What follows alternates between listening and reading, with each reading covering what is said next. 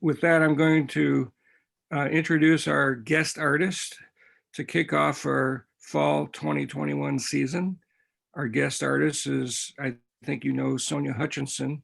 She's a signature member of the Minnesota Watercolor Society and past president. Her work has received numerous awards, both locally and in national juried shows.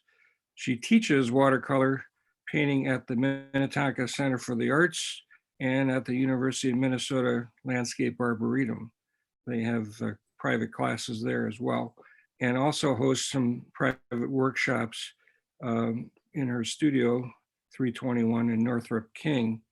I'm going to read her artist statement because I think it's a very poignant reminder of why we as artists gravitate towards the creative side. Her statement is, for me, painting in watercolor is where spontaneity and intention collide. I think you're going to see that tonight in her presentation. It's basically tapping your curiosity or into curiosity. And you're going to find her presentation will briefly show her her development as an artist. And she finds that the tools and the challenges to celebrate the fluid nature of watercolor are really exciting. So with that, I'm going to introduce Sonja. So Sonja, take it away. Okay, so I'm going to switch to gallery view for right now. I want to be able to see some faces, and then I actually do want to first start out by thanking Art, and pay no attention to those hands down there. Those are mine. I want to thank Art for and Deidre and the North Star Water Media for inviting me to participate in this meeting as a host, a demo host.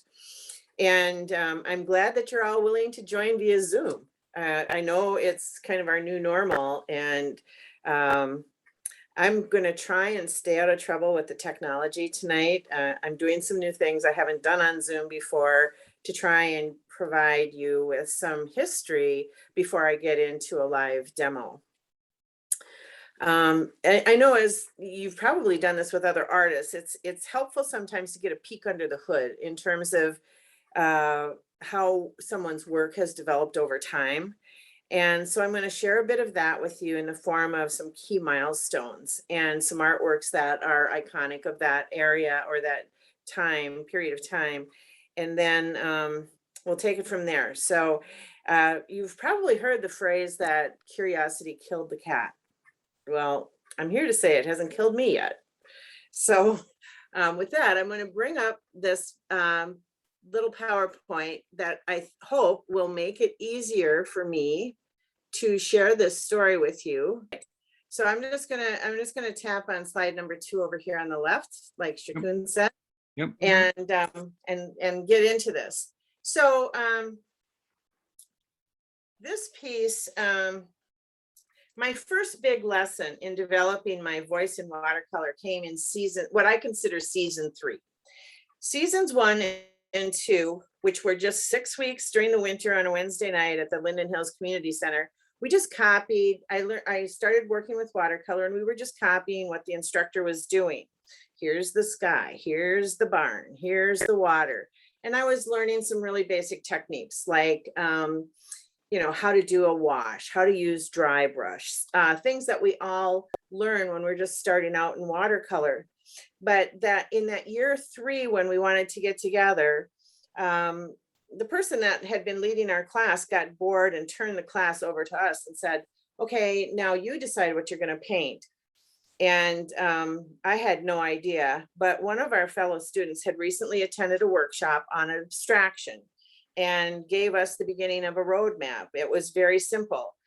Take an idea, abstract it. So bend the lines, throw some salt, use whatever colors you like, make fun shapes.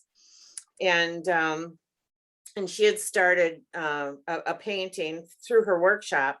She brought that to share with us. So I drew on my design background from college, where the focus was to capture on the essence of your subject.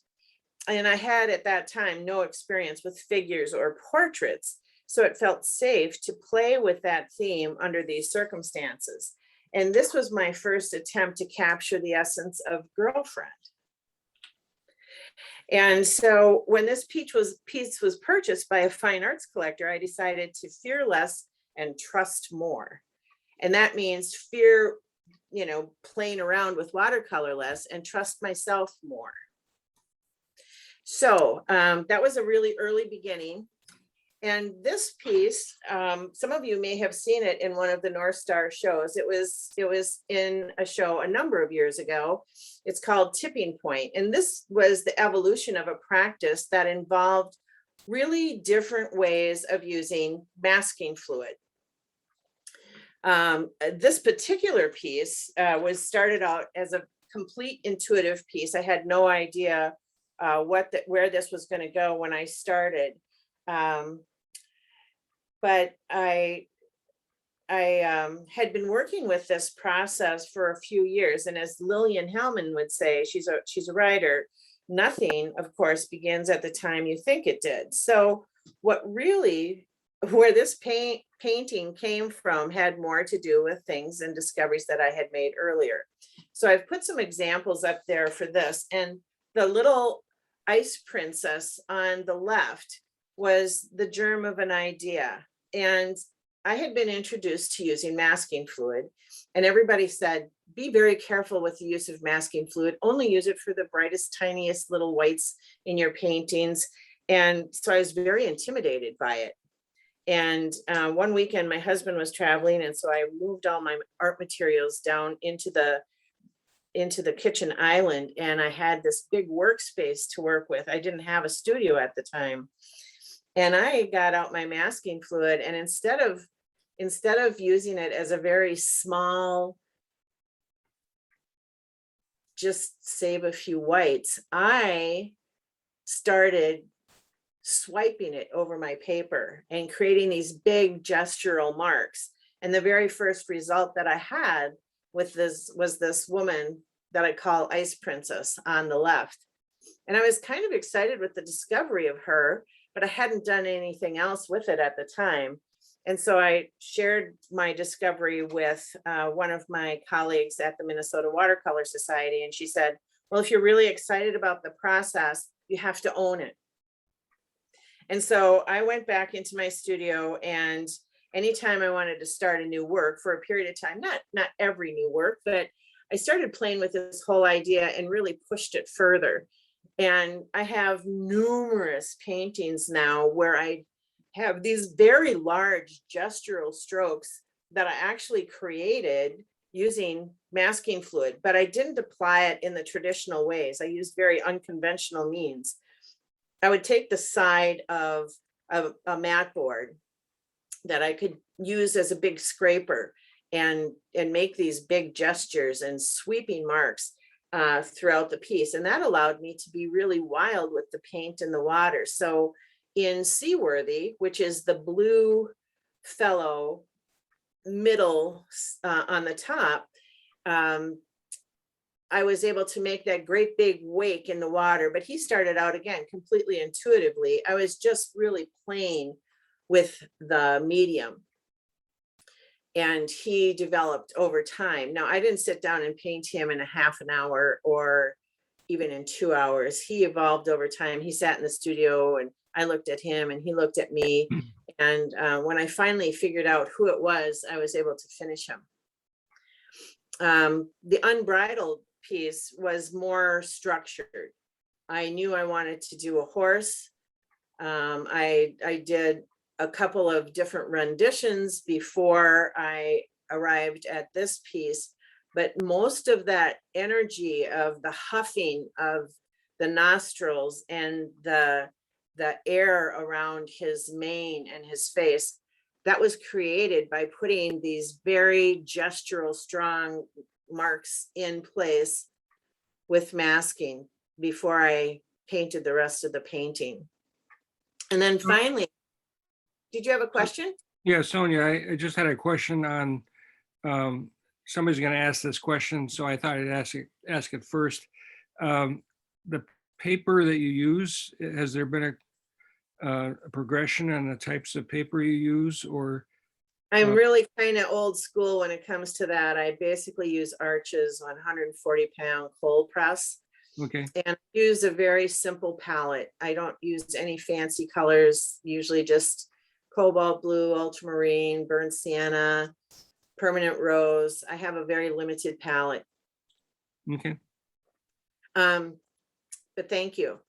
So on this last piece in this little discovery, I've got lots of paintings that include this process, but the one that I wanted to share on the far right is my niece with her son. And this was a cool little portrait, but when I painted it, the first 2 times, I didn't have the energy of her thoughts and her hopes and her dreams for her child in the piece. And I was able to add that emotion when I used the masking fluid and created the life in her and around her head and through her hair.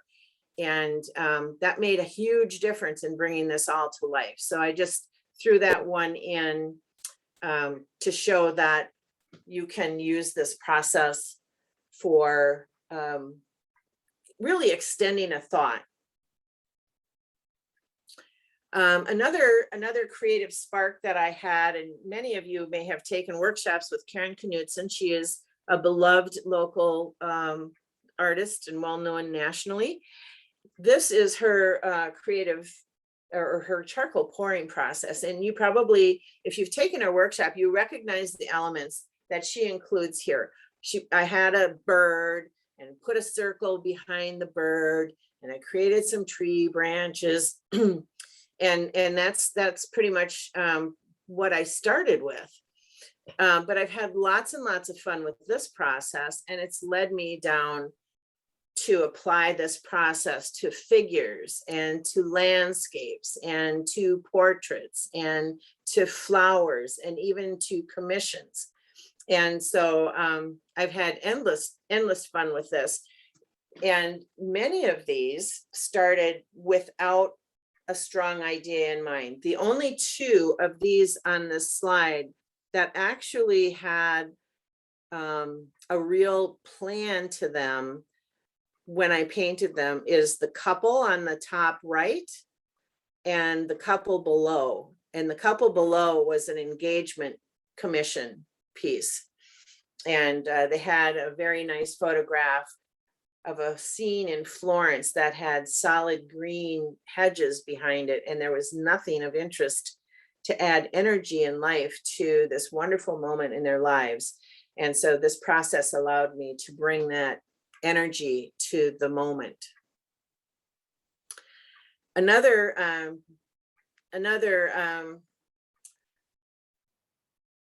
avenue that I have pursued with great curiosity is something that I was introduced to through Kathleen Conover.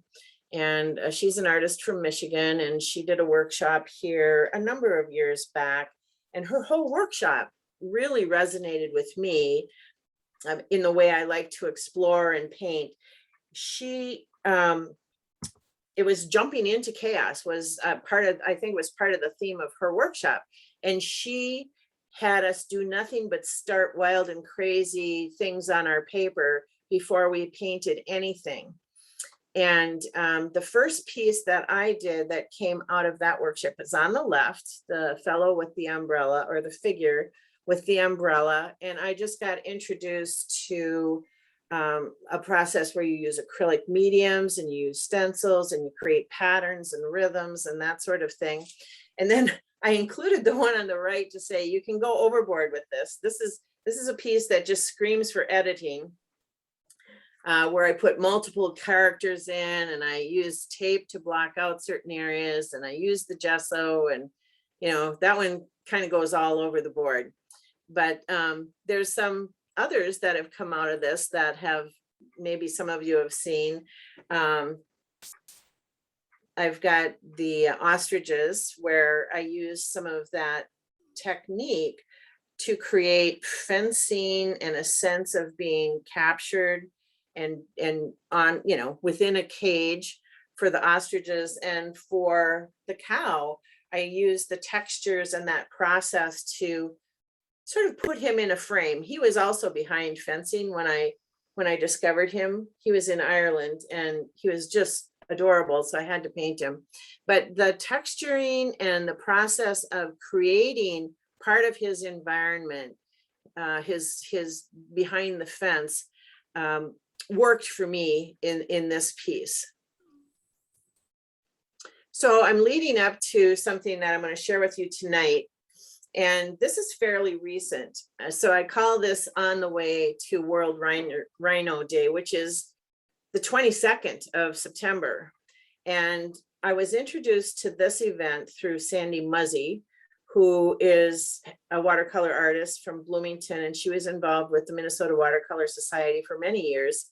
And when I found out via Facebook that she was putting together a painting quilt of sort to raise awareness of the extinction, the brink of extinction that the rhinos are on, I wanted to contribute. So I had a number of situations that were pressing. I found out about it late. It was an intriguing invitation. I'd never painted a rhino before. So there were time constraints, but I was frustrated with the results. I was going fast, and I was working small, and I didn't know how I was going to finish a piece that wasn't working for me.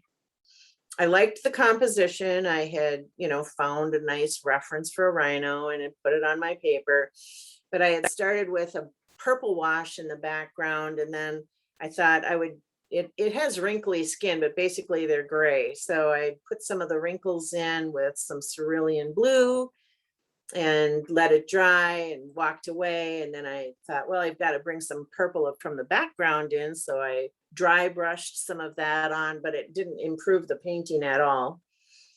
So I sat and I was working on something else. And eventually I decided I needed to make it stand out from the background. And yellow is a nice complement to purple. So I washed yellow over the whole body of the rhino, saving the horns. And it was starting to get interesting, but when it dried and when I looked at it from across the room, it was all midtones. And I was really frustrated, and I had these time constraints. So I took a break and I took a lunch, and I brought this little painting downstairs with me, and I brought a pen with me, a little micron pen. And I just started working on it. And what I allowed my brain to do is forget about the rhino and just look at the changes in values and shifts of colors in the background, or excuse me, on his skin. And I started getting really fascinated with the process. So I just kept going, and I finished the piece and looked at it and went, well, it needs one more thing. So I went back and put a dark wash in the upper right.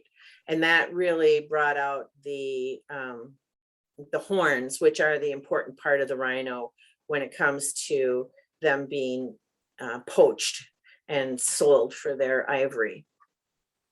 So I was kind of tickled with this new process and this new look. So I thought, I'm going to try it again. I had this other painting that had the same constraints. I had an interesting invitation to do a story piece about Northeast Minneapolis. And I was frustrated with the results. I didn't get the strong values that I wanted. I had gone over this. I probably have 2 or 3 layers on this painting, and there were a lot of time constraints, and I needed to finish it fairly quickly. And so I thought, do I dare? Should I try? What if I drew on it? What if I made a mosaic out of it? What if I turned it to stained glass? And so I played that card again. And I think this is much more successful than the original watercolor because I was able to do some things that I wasn't getting in my painting. I was able to make small shapes in front of the skateboarder and lead your eye into the group of people coming down the street. And I was able to then lead your eye more completely from one individual to another, all the way over to the big white space. And the white space jumps out more with these dark accents and up and create the environment of the bridge. And in the finished version of this, I actually crop it down so there's no tree and there's no white in the top. I won't be able to do that for you on the screen here. I don't dare touch the screen again for thinking that I'll lose the PowerPoint. But in a cropped version, you really see through the tunnel into the neighborhood in the background, and you don't in the larger piece. But there's a lot more interest and for your eye to follow around in this particular piece. And so I don't know what you think. Some people might like this version better, but I was much more interested in this. And so this is a new creative venture for me. And what I thought I would do is show you the process that I used. Are there any questions before I take this a step further? So I just want to clarify something. This is art. So you actually took the painting and put the ink lines over the painting. Is that correct? Yes, I did. And some people have been working with watercolor and ink for a long time. There are people that sketch, and I've actually done some sketches and some little gesture drawings and things like that with ink pens and then painted on it, but I had never flipped it around. For me, I had never taken ink and drawn on my paintings after the fact. And I have certain rules that I made up for myself. So, for example, all of these shapes are closed shapes. I'm not sketching. These are closed loop shapes. So I make a complete shape out of every line that I put on here. And that just happened with the rhino, but I think it makes it more of a stained glass look than some of your, like architectural sketching and that sort of thing. That's just the way it resonates with me. It may, if other of you have worked with pen and ink, I don't know if this looks new and fresh to you or if it just looks same old, same old. It is new to me. So do you want to see the process? Sure. Absolutely. Okay, so what I'm going to do is I'm going to stop sharing that and I'm going to go to my camera. And I'm going to spotlight that for everyone. So you should be seeing, you should be seeing this. Yes. My tabletop. Okay. Yep. So what I'm going to do, and if we have time, I can do 2 of these, but I think one will give you the idea. So this is a painting that I did. This was a painting exercise and painting wood, and we were using lessons from Zoltan Szabo's book, using dry brush techniques, and we were working with simple shapes to get all of this weathered look on this painting. And we had some nice highlights up here. We had saved some highlights and painted them in afterwards, but in the end it looks really dead to me. And so I'm going to use this process to see if I can enliven this by using it's just a micron pen. They come in different sizes. I'm just using a 1. And I'm going to show you what I did and why I do this to see if we can enliven this piece. So in the video, you might be able to see what this looks like, because once I've drawn it, it's going to change. But first of all, I want to develop some smaller shapes to draw you into the painting.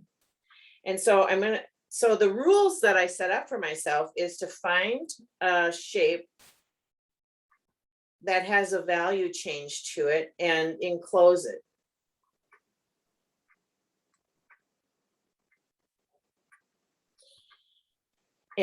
And so I'm finding these value shifts and I'm just drawing around them, and I don't want to make all of them too small yet. And I turned off my brain to not worry so much about what the drawing is, but to find more of these random shapes. I keep on thinking, wasn't there a story about George and his purple crayon? This kind of reminds me of that. Harold. Harold in the purple. Harold, yes, this feels a little bit like Harold and his purple crayon. So I'm looking at the value changes and I'm highlighting them. And this pen isn't as good as the one I was using before. This one is a little, I'm going to see if I got more ink in this other one because it's not showing up enough. So I'm going to make these stronger. Does this come across stronger? Yep. Yes. Good. All right. So I'm going to start. You want to start with some of the bigger shapes. You don't want to get too involved. Like on the rhino, I did so many different little shifts in value. And in here, in this one, I'm going to save some of the bigger shapes. And, but I still want to invite you in. I don't like this pen either.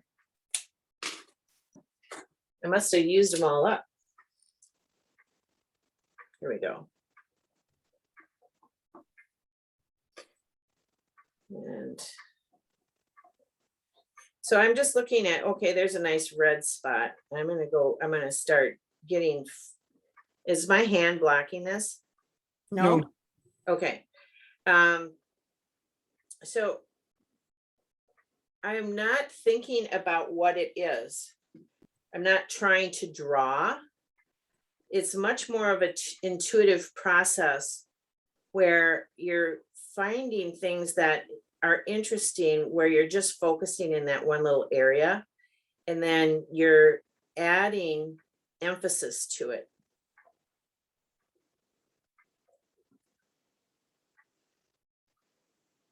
And I think I'm going to make this shape and this shape. So this is not showing up very well on my screen. I'm wondering if I should get even a bigger marker.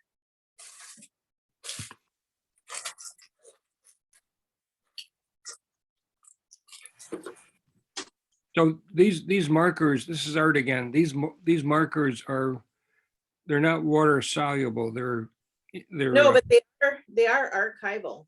okay. They will, no, they don't bleed. They don't bleed. I'm wanting to give you the whole effect here, and it's not coming across on Zoom. So I'm going to get one bigger one.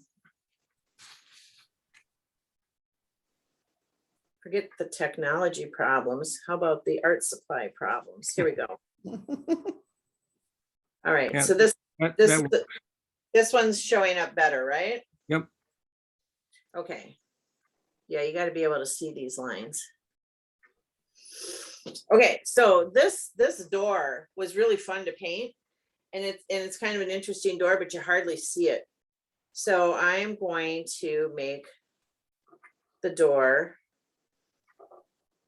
more of a star in the show by going across and around some of these value shifts that I have. And if I was drawing the door, I'd probably put all the boards in, but I'm not drawing the door. I'm identifying shifts in value. And that is the big difference for me. It makes it fun to follow around in your painting. You already did all the work. You already put all this effort into the painting. And now it's like decorating it. But see how that door comes out now?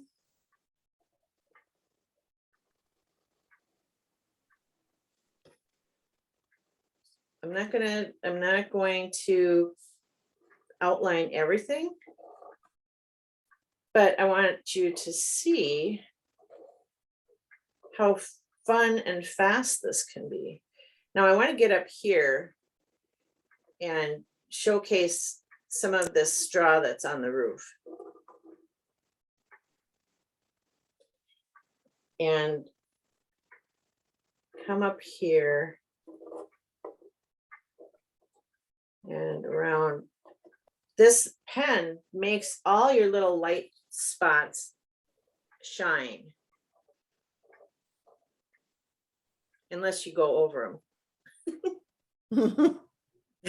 When you go over them, which has happened, then they disappear. But you can really highlight them. And you saw that in the rhino, some of those little white dots really started to pop. And so you can see this so much better than you could when it was just a wash.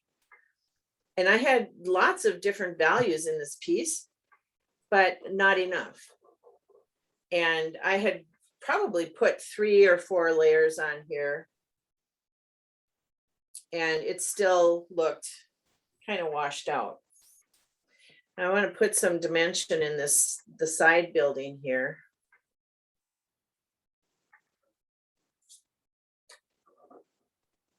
And if nothing else, this is a way to enliven an old piece. I did try actually trying to work with intent on this. This is more, I didn't plan this painting just for this demo. I had planned a painting for the demo and it didn't work. And so I'm going to have to figure out that part of the process. I don't have it yet. Not complete. So I could make this even stronger over here. This is really old wood. And this part, if I have some rhythm and I have some similar patterns, it's not going to take away from this, I don't think. I don't want to be too distracting.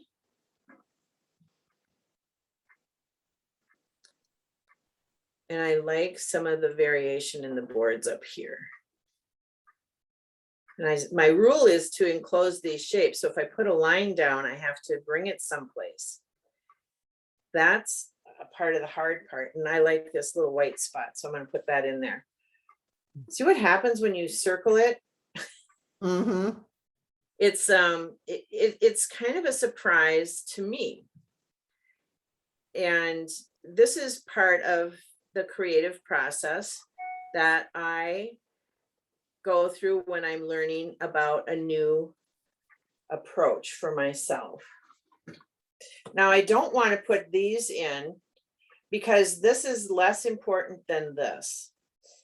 And this has a nice dark space back there. There's a space between the boards. So I want to highlight that.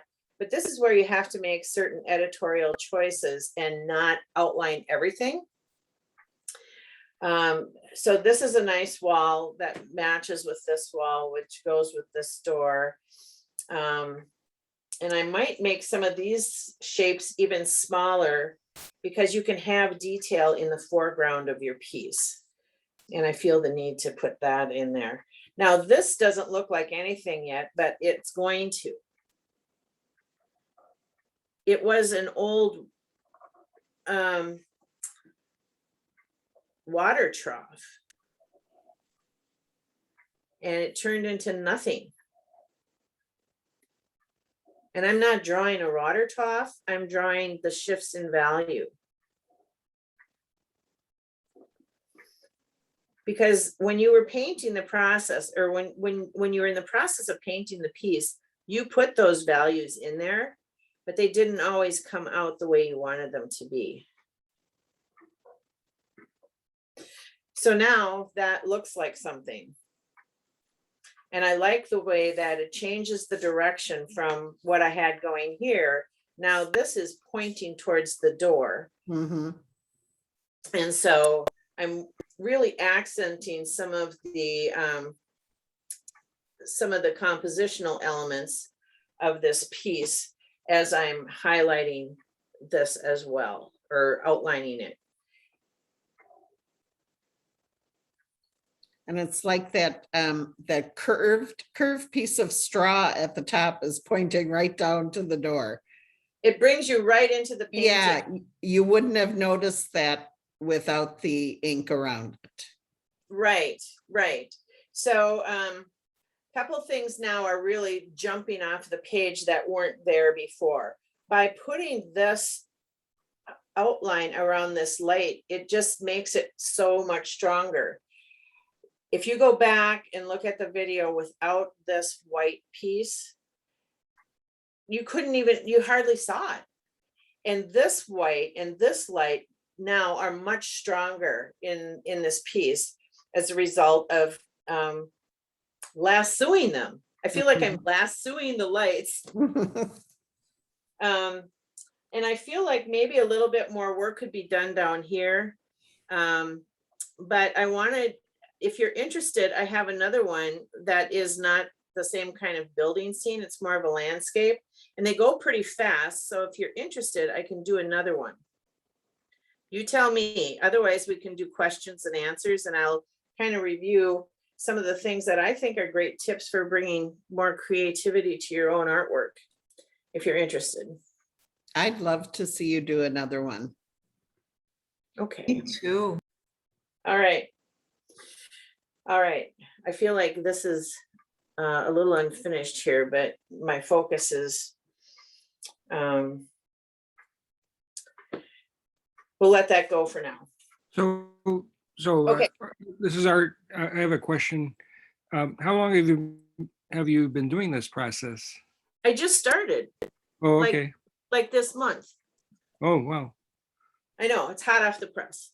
Well, for me, now some of you may do pen and ink on a regular basis, and this may not look very innovative to you, but you know, we all come to discoveries at different times in our life. And I had Nancy Carney had introduced doing pen and ink to me many years ago, and it just didn't make any sense. And now it does. And she wasn't doing it quite this way. It was accidental, and it was born of stress, frustration, and I had nothing else to lose. You know, I mean, this piece wasn't working. I had to do something. I didn't know what to do with it. So there you have it. A member has just said, just an FYI, that if non-water soluble ink is used, it might disqualify pieces from certain shows. So That- just It be wouldn't careful. go for Transparent Watercolor Society wouldn't allow you to do pen and ink. Yeah, Yeah, and you probably wouldn't want to do India ink. I don't know what is a water soluble ink. But there are many shows that will allow you to do ink. mm-hmm. Okay, so here's a nice Arizona piece. And again, you know, trying to get, you know, the greens, and there's a lot of muted colors out there in the desert. It's not the brightest, you know, even with the sun on it. I mean, you get a lot of these colors, but this still doesn't work for me. And so I'm going to draw on it. I'm going to lasso it and see if I can bring out some of the things that originally excited me about doing this painting in the first place. And so this area has some close-up detail in the foreground that you would normally have in a landscape, and it's not really coming to life. So I'm going to start by putting some, I'm going to lasso, or, you know, put some of my shapes around some of this foliage down here and draw attention to it. But I'm not just doing the foliage, I'm doing the value shifts that I already created. So I've got some really, when you look at your painting in just a small corner, you see a whole lot more values than if you're looking at the whole thing. So I'm actually looking at it with a smaller point of view to see these. And I just overlapped a white. But, you know, it'll happen. Now, I'm seeing some little whites that I didn't know were there. And I just decided to put circles on them because they're going to be flowers now. Some kind of desert bloom. And so can you, it's starting to take shape, and this looks out of place until I start putting things on top of it.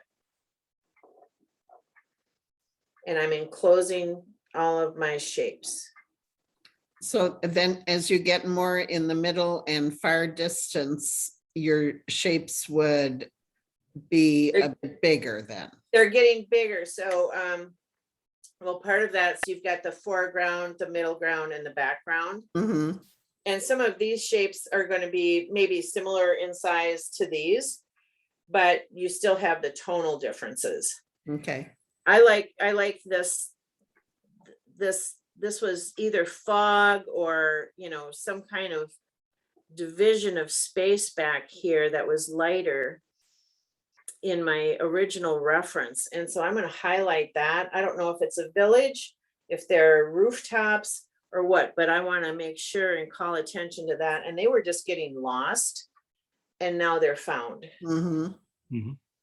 And if I come back into the foreground and start working on some of this, I've got all kinds of interesting debris on the ground here close up. And so I could get really involved in some of this. And if you have any of your own old paintings lying around, this is really risk-free to try. What are you going to do with them? Right. Okay, so I got really tiny little areas there. I've got bigger rocks there. So I'm going for, and I'm thinking about variation in the size of the shapes that I'm putting in here. And ultimately, the direction is going to lead up to my main character, which is my cactus. Mhm.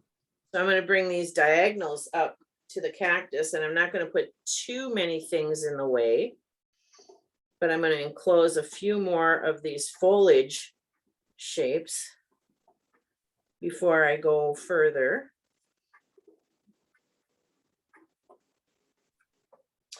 And maybe this, I like this big light right here, so I'm going to circle that. And then I really like some of these little rocks that I have down here. So before I go away from the foreground, I'm looking for the value changes. And it takes all the pressure off of trying to make sense out of, you know, these crazy washes that you put down and some of these textures you put in. If you just pay attention to the value shifts and trust that they're already there, and you make, you know, wise choices about which ones you're going to highlight or emphasize, it's almost meditative. And that's one of the things that brought me to watercolor in the first place.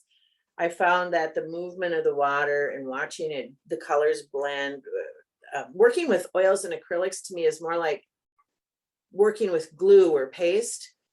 And I really love the flow of watercolor, but like with the masking, I like interfering with that process too. It's like, it's not just one thing. It's like you want to let it flow, but then you want to leash it as well. And those are the kinds of concepts that I play with in my work.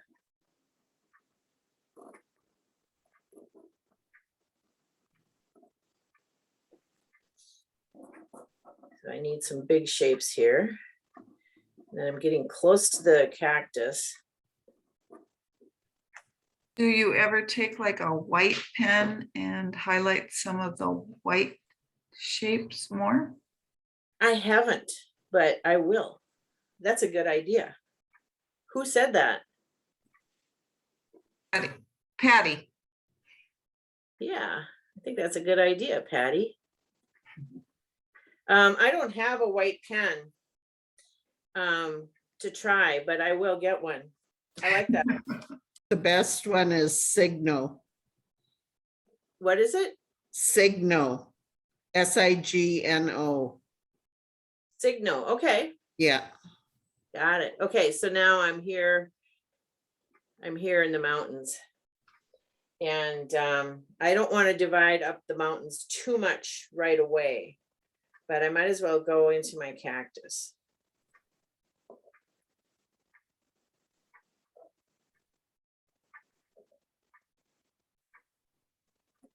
And I'm just looking at the shapes.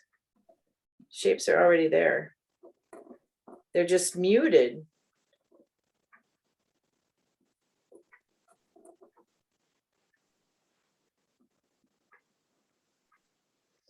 And I don't know what this is. It might be a church.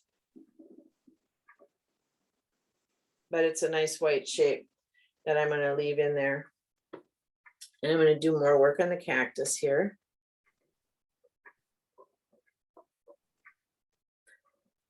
It's got a dark shape there. Some dark shapes there. You put some personality and thought into this in the first place. So some of your work is done. You're just highlighting it. And I might put one big strong line up here and circle it, but I'm not going to probably put more on the cactus. But I have just, you know, if I was doing stained glass, and I haven't done stained glass, but this reminds me of stained glass, where you've got beautiful glass shapes and what's in between them is abstract, and yet you can see what it is. Mm-hmm. That's what it reminds me of. Maybe I'll do stained glass someday. I think I'm too old to do stained glass. Can't teach an old dog new tricks. Not too many anyway. So now I'm looking at, this is going to go fast. But I like this another layer of landscape back here. This gray that's slightly different than this, and the values are somewhat similar, but there's enough diversity when you're up close like I am under a light and you can see these edges and you start corralling them and turning them into something stronger than what they were. It gets exciting for me. I don't know what it's like to watch. It's like you said, meditative. I'm kind of thinking, okay, where's she going to go next? I think I'd go there, Yeah, that's interesting. But it makes you look at those shapes in there. This is what's the fun of it, is you find these amazing shapes. And if you try and draw it, you won't find those shapes. Right. That's why I think what really works here is looking at the shifts in value that you've already created. Somewhere along the line, when you were painting this, if this was your painting, you would have given thought to, is this going to be warmer? Is this going to be cooler? Is this going to be lighter? Is this going to be darker? Is this going to be a lot darker? And all of those ideas are in this painting, but they're not coming to life. And I think by highlighting some of those decisions with this process brings them to life. Now, I don't know, I think this might be snow. Or it could be fog, I can't remember. I think it's snow. I haven't spent that much time in Arizona, so if you have, you might know if this is snow or fog. Must be snow. Well, there's snow right up there. And there's snow here. And that's gonna pop. Like it didn't before. I'll hold that up close. So it's easier to see. And then you get these beautiful little paintings inside your shapes. Mm-hmm. And the glow of your washes comes to light. I like it. I'm excited about it too. I don't know what I'm going to do with it. But because I like to do experimental work, when I was talking about what might be good to share, it seemed like, well, maybe sharing that creative impulse and how do you nurture it and where does it come from and how can you keep it going is part of what I think tonight is about. And I struggled during COVID. I'm sure some of you did too. I was like, one of the things that really got me going, and actually that probably led to me having a fine collection of Micron pens. In April of 2020, right after we were in lockdown, in quarantine in this state, and we had come back from Arizona, we were sent home.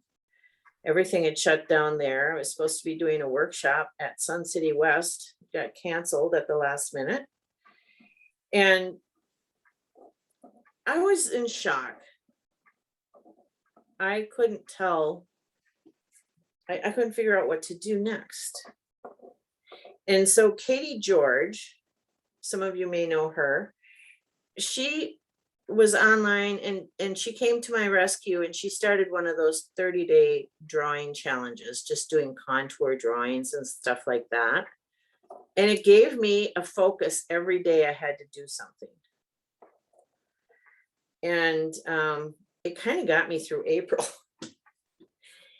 And then it got me back in my studio. And then I started painting again. But it was a big dry spell. And so I tried something different. I have a couple of comments.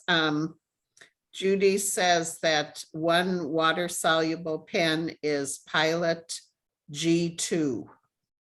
Okay. So if anyone wanted to try that with a water soluble pen, Pilot G2. Pilot G2. Mhm. And what was the white one again? Signo, Signo. I'll go get it, and if there's any other details about it, I'll tell you what it is. Okay, so these are both water soluble. I don't know that the Signo is. Okay. It's Well, white, but it's a real bright white. Okay. And Cool. then Lynn says, when you held the painting up close to the screen, she saw lots of wonderful little abstracts in there. That's what happens. And so you can't see this when I'm pretty close to my camera, but you can't see it as well as I can.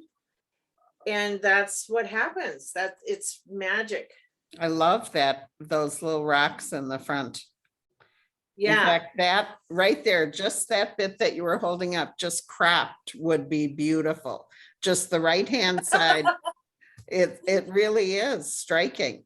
Yeah, it's fun. It's a very, very fun process. Now I'm tempted to put a few more details. I see a lot of shifts in value back here, but I'm afraid if I do that, I will lose this expanse. Mhm. Gives me atmospheric perspective so that this is up close and that's far away, even though it's just a slice. Right. In fact, I may have gone too far with this. This is out of place. Can you see this? It's not, it does not belong. That looks like a stage. So, I'll probably be able to break it up somehow, but I'm not going to worry about it at this minute. I'm just going to put a few more in here and step back and see if there's anything else that needs to be addressed. I might put this in here and a couple little more small shapes, but that's about it. And the comment about the open expanse there, a member says, I think a little soft contrast from the hard lines works well. Yes, so I think that what I've learned so far, even though I haven't done very many of these, is that you have to be selective. So even leaving the sky separate, and having some big lighter washes up here gives your eye a chance to rest. It can't all be so busy. Mhm. This gives your eye a resting spot, but it also gives you that additional landscape perspective that you need to because this is quite an expanse. The mountains are, I mean, this is taller than the mountains, and it wouldn't make sense if you didn't have some distance in between. Right. I think So I'm open to, I can show you one failure I had with this process that I was going to demonstrate, and then I'll open it up for questions. okay. Because in the sense of transparency here. So I was going to do cows because I like to paint cows, and I had a cow in my in one of my references for some of the work done.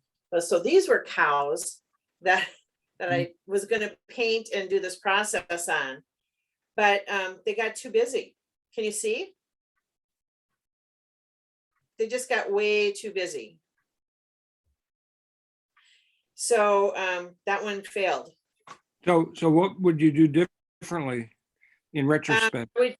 So what would I do differently? So the lesson I took from this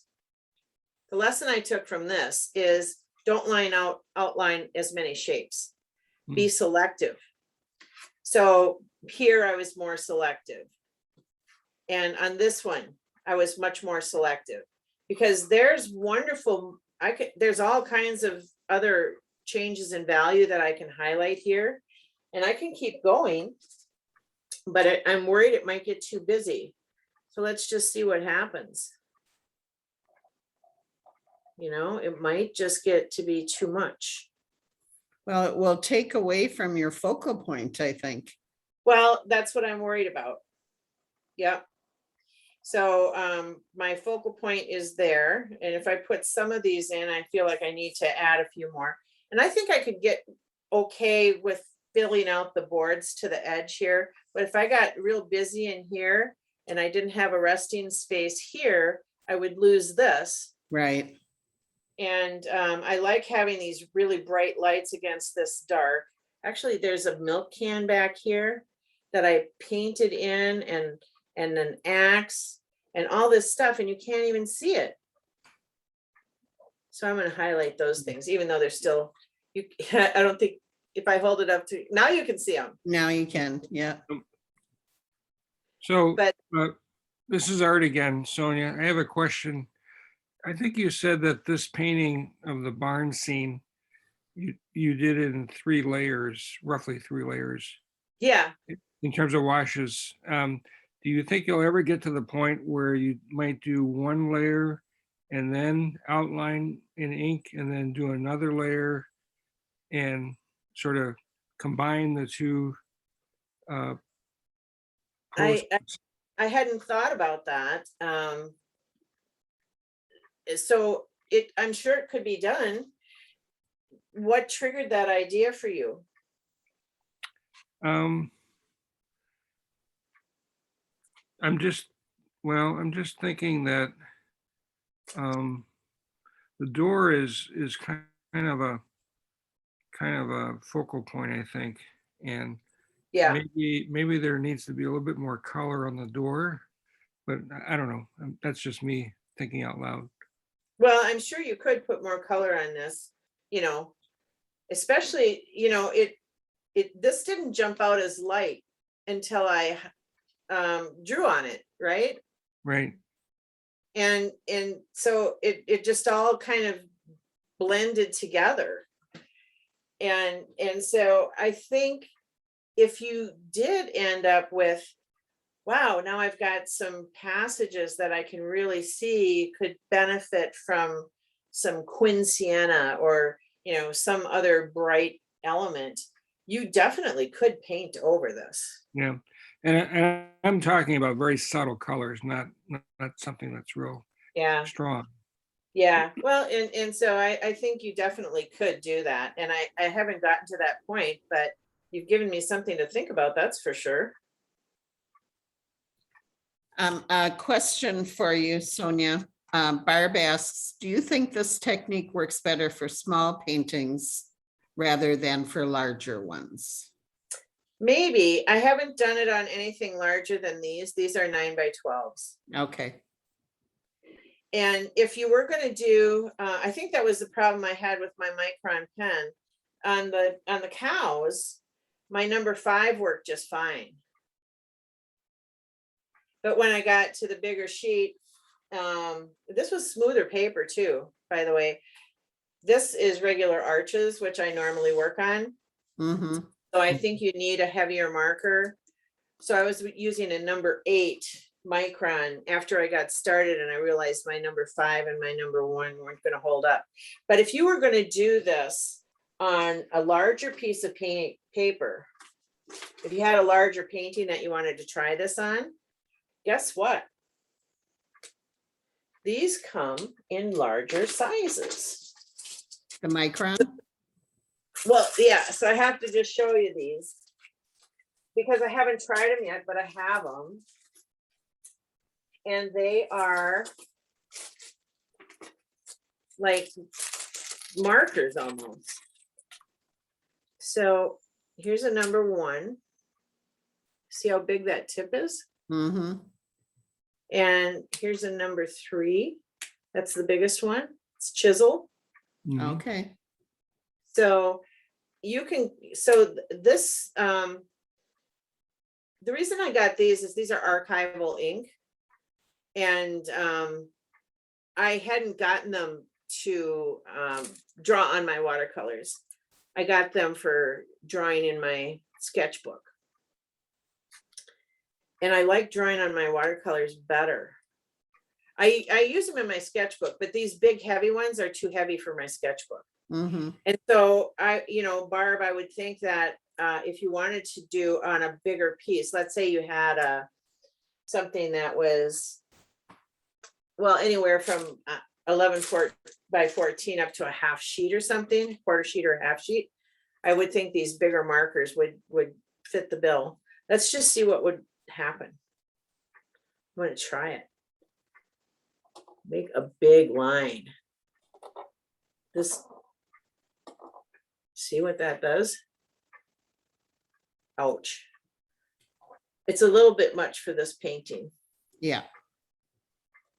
But if you had a bigger painting, it's sort of like if you have a bigger painting, you need to work with bigger brushes. So the same holds true for working with bigger markers. I got my Signo pen, Sonja. It's a Uniball Signo. Okay. Uniball. Yeah. Are they the same people that make those elegant writers? I'm not sure. Okay. All right, so should we bring it back to the group? I think so. And at this point, if you have a comment or a question you'd like to make to Sonja, go ahead and unmute while you're speaking and then mute back so that we don't get feedback with too many people unmuted at the same time. So anyone have a question, go ahead. Marie says the elegant writers are not permanent. They fade really easily. Oh, okay. Okay.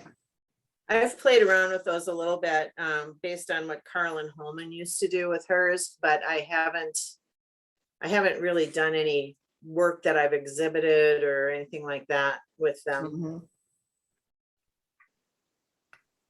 Anyone have a question for Sonja? I have a comment. This is our, so you might want to look at, there's an English artist named Edward Wesson, Wesson, who has done a lot of urban scenes. He's no longer living, but he did a lot of urban scenes, combination of ink and watercolor. And when you first look at the paintings, it looks like he basically filled in the lines with watercolor, but that's not really the case. It's kind of a blend between filling in and outlining color variations or value variations like you're doing. So that's just a suggestion. I'll look him up. Thank you. Sonja, I've Yes. done, this is Marilyn, and I've used gel pens. They draw really easily over anything, watercolor, acrylic combination. However, they are not waterproof. So if you touch them with water, they smear, until they're really dry. So, and I don't know whether they're archival. They're certainly easy to use, but I haven't decided exactly how much of a problem they might be. Oh, that's interesting. My I haven't used markers a lot, except for the fact that when I used to be in meetings for, when I was in my business career and we'd have lots of meetings, I was always doodling and playing with line work. And so when I started doing this, it's not like the doodles I used to do, but it kind of had that feeling. It kind of had a meditative feeling to it. And every single page of notes that I had line work and doodles on it. But I hadn't married those into my watercolors at all until just really recently. So there's probably lots of different markers and lots of different pens I could get my hands on, but mine have always been the cheap office ones or these Micron pens. Sonja, are you familiar at all with Karen? I'm not sure how to pronounce her last name, Abend or Abend. She does something called Sketchbook Revival. Oh, And it's she did it in the spring, and she brings together a lot of artists who use pen and doodling, and she talks a lot about making marks and making lines. And it's the combination, a lot of watercolor with ink. And it was fascinating. I think it was 2 or 3 weeks. And every day there would be 3 or 4 videos and then practice time to try the various techniques. And what you're doing would fit right in with her programming for that. interesting. I am familiar with a number of local sketch artists and sketch groups. Pam Lauer is the one that I'm most familiar with, and she does watercolor pencils and ink and does a lot of nature sketching. Mhm. I don't feel that this is exactly the same as that, because I really feel like I'm trying to pull out what I was trying to achieve with my painting versus drawing. Do you know what I mean? Yes. It's a different process for me. It might end up similar, but my mental process is different. Well, I think it engages a different part of your brain, maybe. Yes, I'm very much tapped into the right side of my brain when I'm doing this. I'm not thinking about trying to accurately represent the mountains, for Right. example, It's not or accurately, geometry. right, right. But I'm also using my original creation as my jumping off point. And I don't know where it's going to go. I'm actually thinking that I might try and work on more where I'm actually taking the subject matter, and this is where the intention and the spontaneity come together again for me, which is part of my artist statement. I'll probably try and come up with some intentional pieces, as opposed to right now. For me, this process is after the fact. It's a post-factory modification. Well, I think a member commented to thank you for demonstrating your approach to experimentation. And I think you've been very brave to present something that you're just learning yourself. I think Well, we all appreciate what it takes to do something like that, you know? yeah. Well, so here's a couple of tips I have for everyone. First of all, be humble, because you don't have to know everything. And if you're humble, then you're open to ideas, however small they might be. And then also seek out new experiences. I mean, we all enjoy going to workshops, and rarely do we get a master painting or a wonderful work of art in a workshop. You're there for ideas. So take the ideas and do something with them. So once you seek out the experience, apply it, try it more than one time. And then ask questions, just turning things upside down. This process for me is a little bit like turning the sketchbook upside down. I'm not sketching and then filling it in with watercolor, which is more like coloring to me. This is like emphasizing some marks I've already made, and it feels like a different process. With the masking, it was like, what happens if I don't make tiny small marks and be perfectly careful? What happens if I just wipe it on? And, it's like you turn the process upside down. So it's okay to ask questions and act on them. And then don't worry. Don't stop worrying. We all worry so much about creating the next wonderful piece. And we all want to do that, but a fresh approach can lead to a breakthrough, and it can take your art in another direction. And so don't worry, try it, just go for it. Don't settle for one idea. I've already started to learn by playing around with this and doing it more than one time, that there are different ways that I can apply this. And I'm going to look up some of the artists that you suggested too, and I'm sure I'm going to get some ideas from there. So don't settle for just one idea with whatever the medium is that you're working with.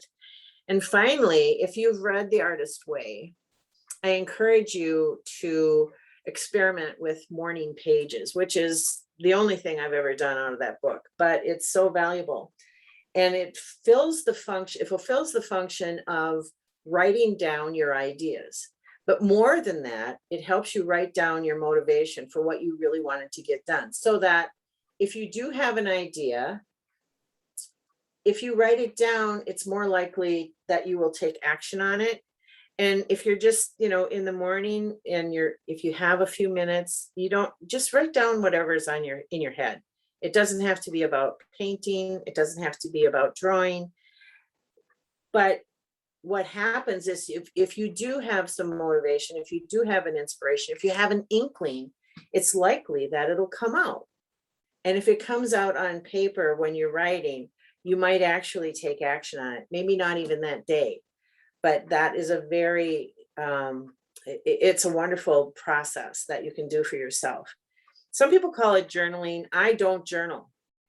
Morning pages is very, very random, and I don't do it every day, but it's incredibly valuable. So, and it's one of the first things that you read about in the Artist's Way book.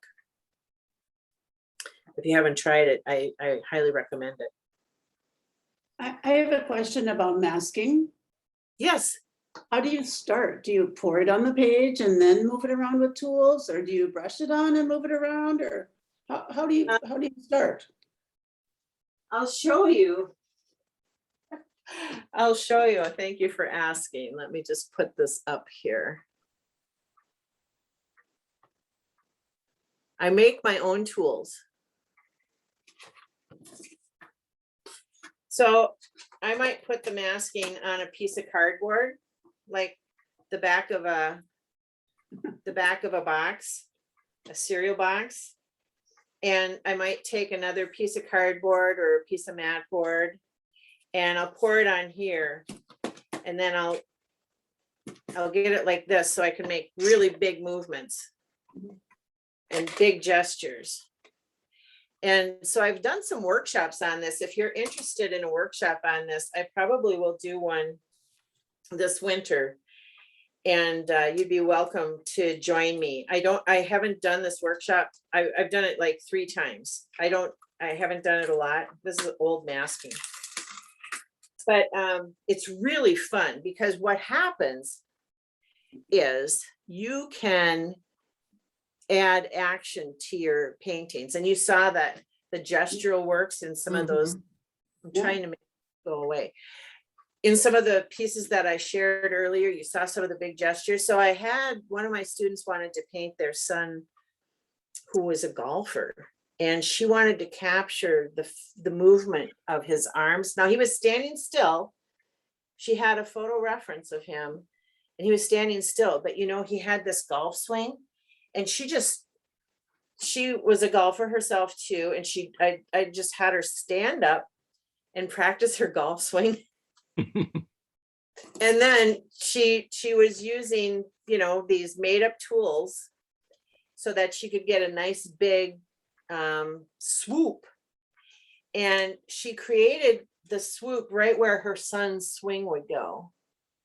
And then she did that with the masking, and then she painted it. She painted his figure and the golf course and the trees in the background, and she took the masking off, and you could just see all that energy. Now she ended up painting over some of that masking. She ended up toning it down in some places. It wasn't all just left white, but it captured the whole scene. It made all that movement come to life. Great, thank you. So I'm gonna try it. yeah, I just, you know, When- get yourself some cardboard. When you showed the picture of the horse, Yeah. that you had the masking near the nostrils. Now, did you have the horse drawn on the page before you did the masking? I had done that. I did that horse more than one time. The first one that I did ended up being dark horse because I ended up losing all my weights. And then I did it a few times. So really all I had on my paper was a very light contour. And the reason for that is I did not want to be stopped by my drawing lines. Do you understand what I mean? Mhm. I was not painting within the lines. I was trying to create the feeling of him being out in a cold, crisp pasture, or, you know, on a ranch, and you know, this frosty breath and this wild mane. So I had just you know, I had some lines for the outline of the shape of his face. And I had a couple of references for his ears, and I knew kind of where his mane was gonna go. It was less than a contour. Okay. You don't need to have a complete drawing in order to create art. Mhm. So, Excellent. Sonia, I have a question. This is Art again. I don't do a lot of masking, but can you mask over pigment that's already been placed on the paper? Yeah, you can. In fact, Linda Kemp, who is gonna be, I think, no, it's Linda Baker that does that. Linda Baker does all of her paint. She does amazing layered paintings where she starts out masking her lightest lights. And then she pours over the whole painting. And then she masks her next midtone over that. And then she pours again. And then she lets that dry. And then she masks again. And she does like up to 5 or 6 layers. And then, Wow. so the whole paper is masked when she's done. I do not have the patience for that. I Yeah, can't do that. I so can't do that. if you outlined in ink a masked area, would that be too much in terms of a focal point or? It might be, but I don't know. If it was a little white spot like on the rhino, it wouldn't be a problem. Although I didn't use any masking on the rhino. Okay, I had little white spots that were just dry paper. okay, You I need bet to just try it, Art. yeah, right. Yeah, I have a warning for you, though. I have tried masking over previously painted places on the paper. And if you leave the masking on too long, when you bring it up, then it'll bring away the surface of the paper. So you have to be quick about it. what, Judy, what paper were you working on? Arches, normal. Oh. Yeah, Yeah, so I haven't experimented with all those different layers. It looks cool, but it looks tedious to me. yeah. Takes the fun away for me. I like to play with my watercolors. What can I say? Yeah, yeah. Well, does anyone else have a question? Your last chance to ask one yourself. Yes, I have a question about the artist way. Yeah, I usually get my books on Kindle because I don't like to have a lot of books around, but is that one that will have illustrations that I'll want to have the actual book? no, it's more like reading the 12-step process for an artist. Okay, thank you. I'll get the And Kindle. actually, I haven't read past the morning pages. But the morning pages was valuable, so that's where I stopped. Uh-huh. It's more like a textbook, Patty. Okay, yeah. And I don't know if you have a Ramsey County or Hennepin County library card. A lot of these books are available as ebooks through the library. Thank you. Yeah, they are. And that one, you're not going to miss out on any artwork. No. Yeah, thank you. Well, thank you, Sonia. That was Yep. really unique, and I can't wait to go and drag out my old paintings that I have nothing Get better in your to do with closet. them. Yeah. Go get them. So if everyone would unmute, let's give Sonia a round of applause for a great demo. Well, thank you so much. Thank you, Thank Sonia. Thank you. Thanks, Sonia. Thanks, Right. Sonia. All right. Thank you. Thanks for spending the Thank you. evening with me. Bye, everyone. Thank you. Bye, everyone. Bye. Bye. Bye. Bye.